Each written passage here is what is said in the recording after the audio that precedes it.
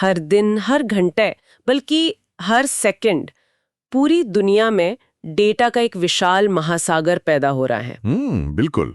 एक ऐसा महासागर जिसकी कोई सीमा नहीं है। हाँ, सोशल मीडिया के अनगिनत पोस्ट्स ले लीजिए, ऑनलाइन शॉपिंग के ट्रांजैक्शंस, सेंसस से आने वाले सिग्नल्स और न जाने क्या-क्या। सही कहा। ये इतना अथाह डेटा है कि अगर इसे पारंपरिक तरीके से स्टोर और प्रोसेस करने की कोशिश की जाए तो दुनिया के सबसे शक्तिशाली सर्वर भी शायद घुटने टेक देंगे। एकदम सही, वो क्रैश हो जाएंगे। और यहीं से हमारी आज की इस गहन चर्चा की शुरुआत होती है। आज हम उस अदृश्य लेकिन बेहद शक्तिशाली इंजन को डिकोड करने वाले हैं जो इस बिग डेटा को असल में उपयोगी बनाता है। जाहिर है। तो आज का हमारा ये विश्लेषण एक तकनीकी लेख पर आधारित है जो हडूप आर्किटेक्चर के काम करने के तरीके को समझाता है, विशेष रूप से इसके दो सबसे बड़े स्तंभों HDFS और MapReduce के बारे में। हाँ, जो कि इस पूरी तकनीक की जान है। बिल्कुल। इस विस्तृत विश्लेषण का हमारा मिशन ये समझना है कि कैसे दुनिया भर का विशाल और जटिल डेटा बिना सिस्टम को क्रैश किए कुशलता से स्टोर और प्रोसेस किया जाता है। ठीक है, आइए इसे विस्तार से समझते हैं। बिग डेटा का मतलब सिर्फ कुछ बड़ी एक्सेल फाइल्स नहीं है। बिल्कुल नहीं। ये उस पैमाने की बात है जहां हमारे पारंपरिक सिस्टम्स की सीमा एकदम खत्म हो जाती है। मैं सही कह रही हूँ ना? आप बिल्कुल सही कह रही हैं। और देखिए, बिग डेटा की यही विशालता सबसे बड़ी चुनौती है। जब हम डेटा प्रोसेसिंग के इतिहास को देखते हैं तो पहले का नजरिया क्या था? शायद यही कि एक और बड़ा सर्वर खरीद लो। हाँ, यही कि अगर डेटा बढ़ रहा है तो एक और बड़ा और महंगा और शक्तिशाली सुपर कंप्यूटर खरीद लो, जो कि बहुत महंगा सौदा है। बहुत ज्यादा महंगा। लेकिन हडूप ने इस पूरी सोच को ही पलट कर रख दिया।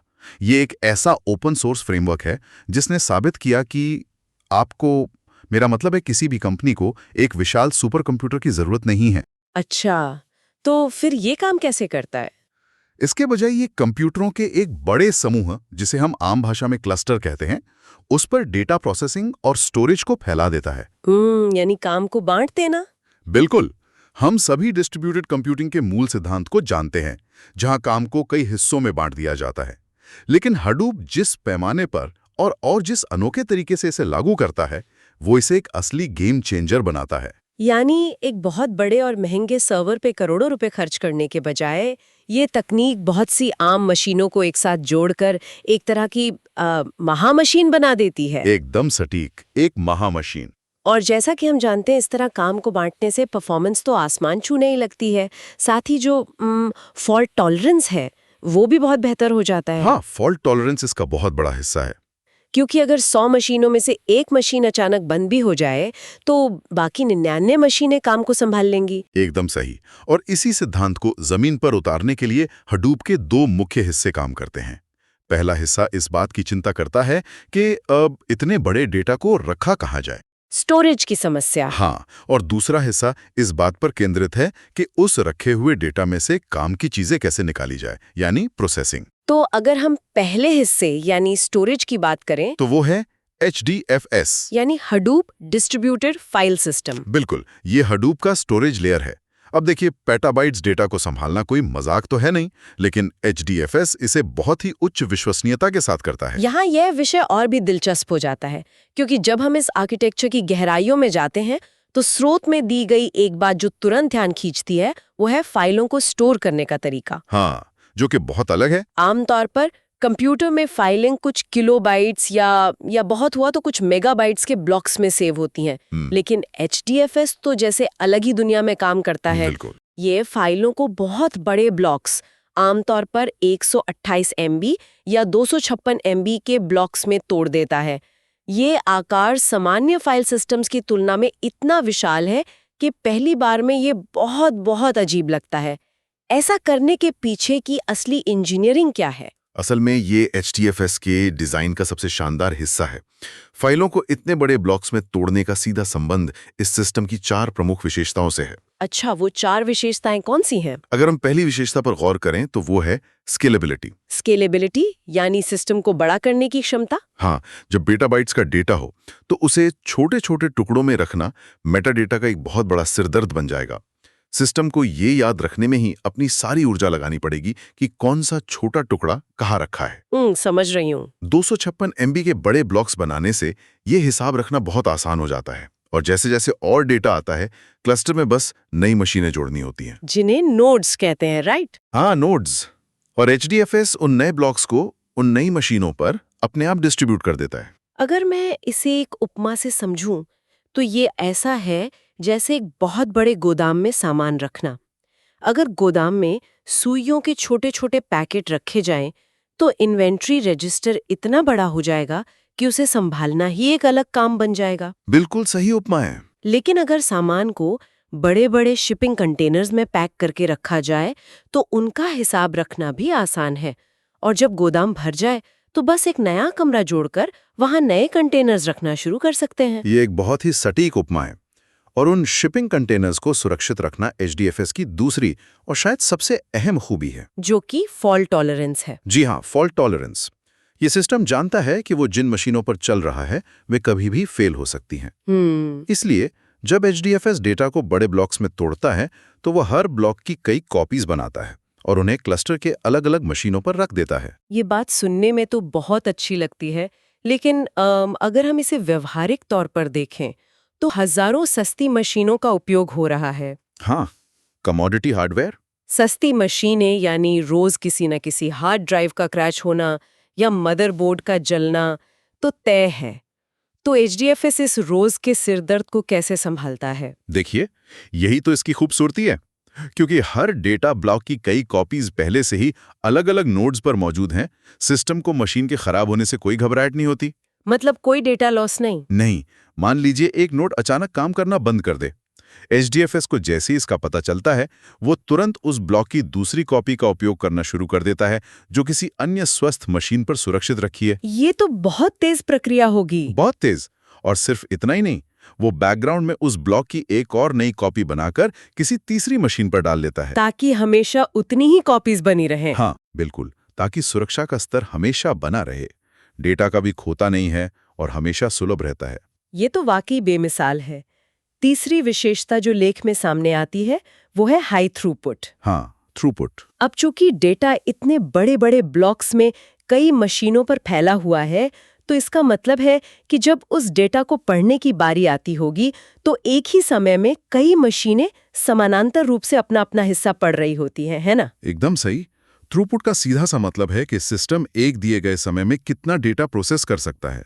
बड़े ब्लॉक्स और कई मशीनों के कॉम्बिनेशन से सिस्टम बड़े डेटा सेट्स को अविश्वसनीय गति से एक्सेस कर पाता है। और इन सब के बाद आती है चौथी विशेषता, कॉस्ट इफेक्टिवनेस, यानी किफायती होना। जी, जिस पैमाने की परफॉर्मेंस की हम बात कर रहे हैं, अगर वो महंगे सर्वर पर की जाती तो किसी भी कंपनी का दिवाला निकल जाता। बिल्कुल, करोड़ों का खर्च आता। लेकिन HDFS कमोडिटी हार्डवेयर पर चलता है, यानी वे सामान्य सस्ते उपकरण जो आसानी से बाजार में मिल जाते हैं। तो कुल मिलाकर हडूप महंगे और खास हार्डवेयर पर निर्भर रहने के बजाय सस्ते हार्डवेयर का उपयोग करता है और अपने सॉफ्टवेयर की वास्तुकला, विशेष रूप से फॉल्ट टॉलरेंस के जरिए सिस्टम को बुलेट प्रूफ बनाता है। बिल्कुल।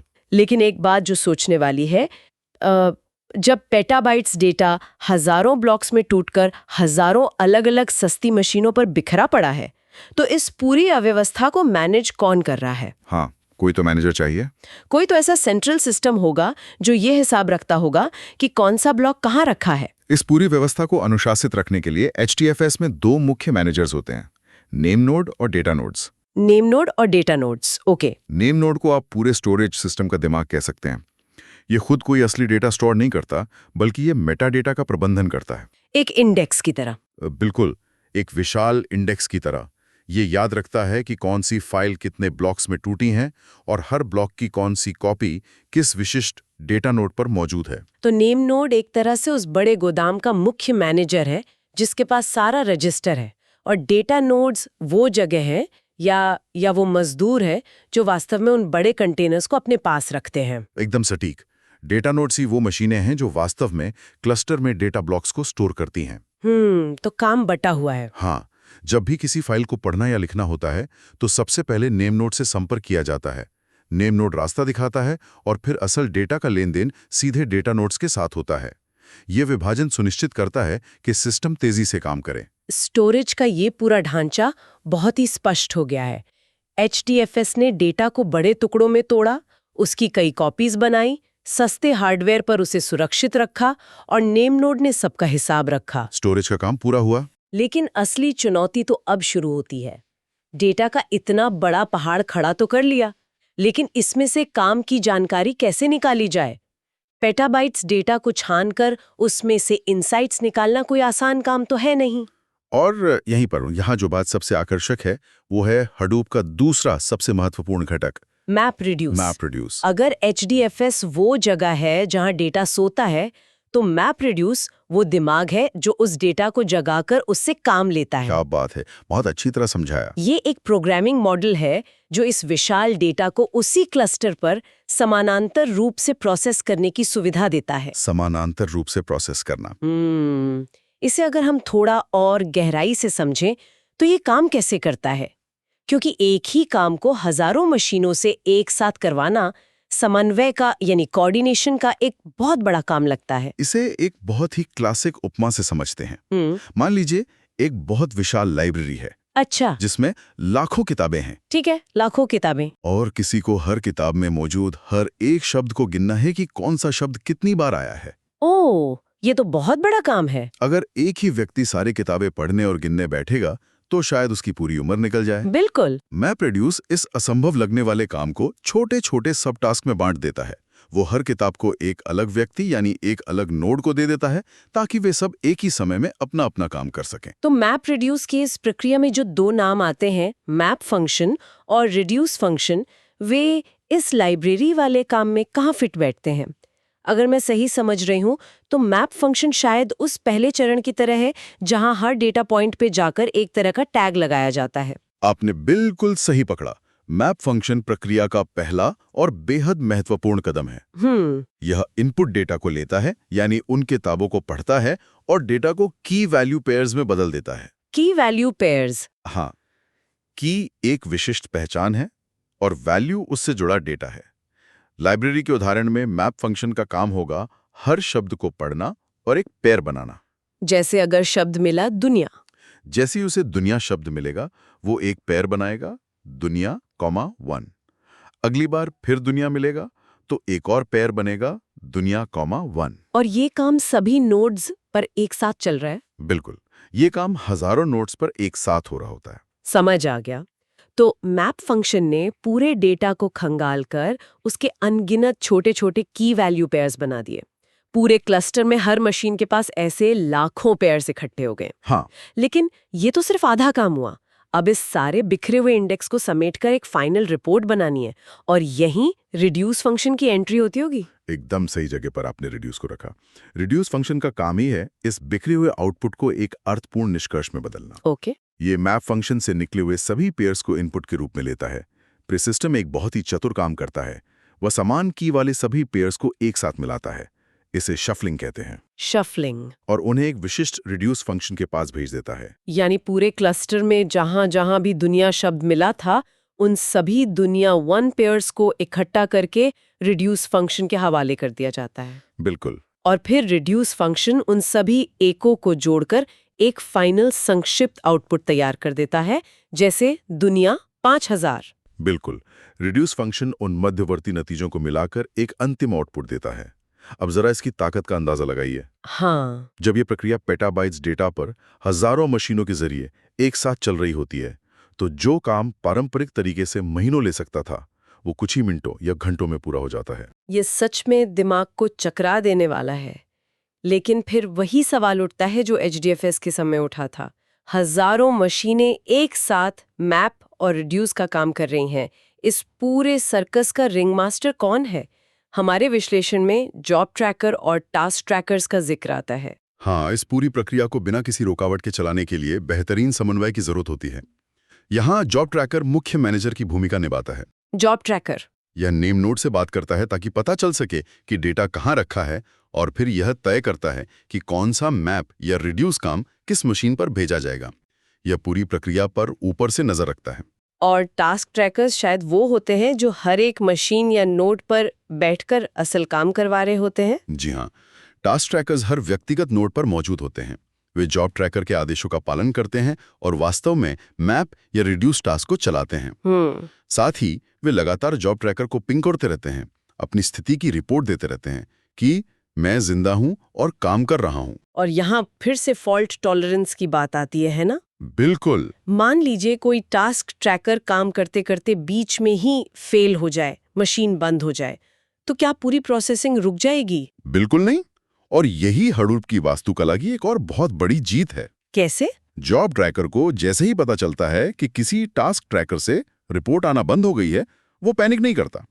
चूंकि डेटा HDFS के जरिए पहले से ही किसी और मशीन पर मौजूद है, जॉब ट्रैकर तुरंत उस अधूरे काम को क्लस्टर के किसी दूसरे स्वस्थ नोड पर असाइन कर देता है। अरे वाह! प्रोसेसिंग बिना किसी मानवीय हस्तक्षेप के खुद ब खुद पूरी हो जाती है। ये तकनीकी लचीलापन वास्तव में बहुत ही प्रभावशाली है। पैरेलल प्रोसेसिंग की गति और फॉल्ट टॉलरेंस तो समझ में आता है, लेकिन एक और खूबी है जो डेवलपर्स के नजरिए से बहुत बड़ी बात है, वो है सरलता। हाँ, सिंप्लिसिटी। डिस्ट्रीब्यूटेड सिस्टम्स के लिए कोड लिखना इतिहास में हमेशा से एक बुरे सपने जैसा रहा है।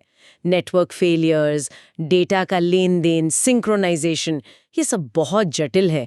तो क्या MapReduce ने इस जटिलता को खत्म कर दिया? खत्म तो नहीं किया, लेकिन उसे बहुत ही खूबसूरती से छिपा लिया है, एब्स्ट्रैक्ट कर लिया है। अच्छा। MapReduce फ्रेमवर्क की सरलता इसी बात में है कि वो डेवलपर्स को सिस्टम की अंदरूनी जटिलताओं से बचा लेता है। कैसे? एक डेवलपर या डेटा साइंटिस्ट को इस बात की चिंता बिल्कुल नहीं करनी पड़ती कि कौन सी मशीन फेल हो गई, या डेटा किस नोड पर जा रहा है, या फॉल्ट टॉलरेंस कैसे काम कर रहा है। उन्हें बस अपने कोड पर ध्यान देना है। हाँ, उन्हें बस अपने व्यापारिक तर्क पर ध्यान देना होता है। उन्हें केवल ये सोचना है कि मैप फंक्शन में क्या लिखना है और रिड्यूस फंक्शन में क्या जोड़ना है। बाकी सब हडूप संभाल लेगा। बिल्कुल, बाकी सारा नेटवर्क और क्लस्टर का भारी काम हडूप का सिस्टम खुद संभाल लेता है। तो इस सब का असल मतलब क्या है? हमने HDFS की दुनिया को देखा, जो विशाल डेटा को ब्लॉक्स में सुरक्षित और किफायती तरीके से स्टोर करता है, और फिर हमने MapReduce के काम करने के तरीके को समझा, जो उसी डेटा को समानांतर रूप से प्रोसेस करता है। जब ये दोनों तकनीकें आपस में मिलती हैं, तो ये इतना बड़ा तकनीकी चमत्कार क्यों बन जाता है? अगर हम इसे बड़े परिप्रेक्ष्य से जोड़कर देखें, तो इन दोनों का असली जादू उनके तालमेल में है, जिसे डेटा लोकैलिटी कहा जाता है। Data locality? हाँ, पारंपरिक सिस्टम्स में प्रोसेसिंग यूनिट डेटा को अपने पास मंगवाती थी, जो नेटवर्क पर पेटाबाइट्स डेटा को ट्रांसफर करने का एक बहुत ही धीमा और महंगा काम था। जाहिर है, डेटा को मूव करना मुश्किल है। हडूप ने इसे उल्टा कर दिया। HDFS ने डेटा को क्लस्टर में फैलाकर रख दिया, और MapReduce ने प्रोसेसिंग के कोड को, जो कि बहुत छोटा होता है, सीधे उसी मशीन पर भेज दिया जहां डेटा रखा है। ओह, यानी डेटा को नेटवर्क पर घुमाने के बजाय कंप्यूटिंग पावर को ही डेटा के पास ले जाया गया। एकदम सही। इससे न सिर्फ समय बचा, बल्कि नेटवर्क बैंडविड्थ का भी बहुत ही बेहतरीन उपयोग हुआ। ये वाकई एक बहुत ही स्मार्ट इंजीनियरिंग है, और यही कारण है कि ये समझना आज के परिदृश्य में इतना महत्वपूर्ण है। बिल्कुल। चाहे कोई डेटा साइंटिस्ट हो, सॉफ्टवेयर इंजीनियर हो, या कोई बिजनेस लीडर हो, बिग डेटा से निपटने वाले हर व्यक्ति के लिए इस आर्किटेक्चर की नींव को समझना जरूरी है। आज के समय में संगठन अपने डेटा की बदौलत ही उपभोक्ता के व्यवहार को समझ रहे हैं, सप्लाई चेन को ऑप्टिमाइज कर रहे हैं और नए इनोवेशंस ला रहे हैं। इसमें कोई शक नहीं है।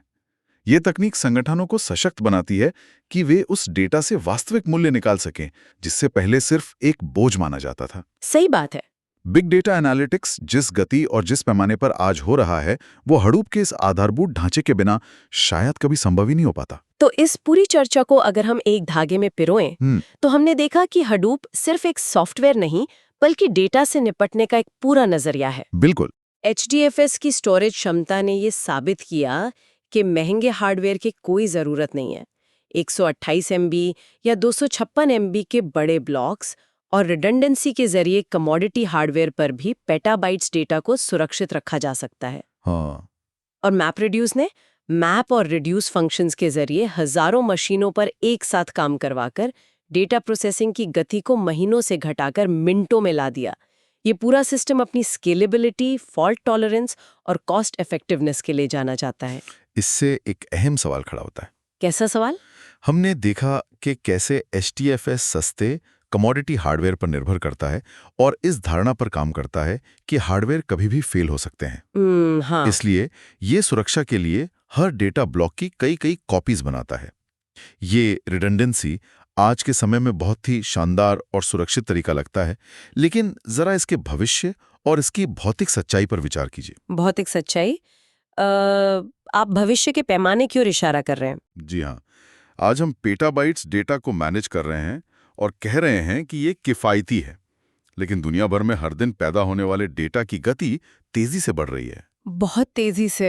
बहुत जल्द हम एक्साबाइट्स और ज़ेटाबाइट्स की दुनिया में प्रवेश कर जाएंगे। ऐसे में हडूप की ये जो कोर फिलॉसफी है कि हर चीज़ की 3 या 4 कॉपी बना के रख लो ताकि सस्ते सर्वर के जलने पर डेटा ना उड़े, ये आदत कितनी भारी पड़ने वाली है। ये तो मैंने सोचा ही नहीं। जरा सोचिए, एक एक्साबाइट डेटा की 3 कॉपीज रखने के लिए भौतिक रूप से कितनी लाखों करोड़ों नई मशीनों की जरूरत पड़ेगी।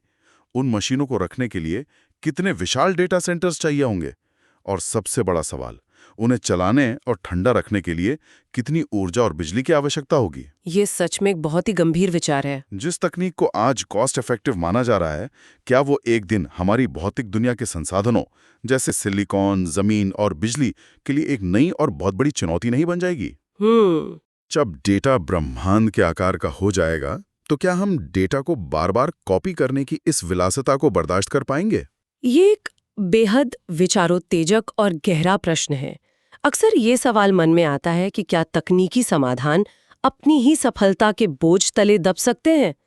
जो चीज आज एक वरदान लग रही है, कल की असीमित डेटा वृद्धि के सामने वो हमारे भौतिक संसाधनों के लिए एक नई चुनौती खड़ी कर सकती है। बिल्कुल। ऊर्जा की खपत और हार्डवेयर का यह ढेर निश्चित रूप से भविष्य में बिग डेटा की दुनिया का सबसे बड़ा डिबेट बनने वाला है। सुनने वालों के लिए इस दिलचस्प और जरूरी विचार पर मनन करना यकीनन बहुत फायदेमंद होगा। इसी गहरे विचार के साथ बिग डेटा के इस इंजन हडूप आर्किटेक्चर पर हमारी आज की ये गहन चर्चा और विस्तृत विश्लेषण यहीं समाप्त होता है। फिर मिलेंगे एक नए विषय की गहराइयों में उतरने के लिए।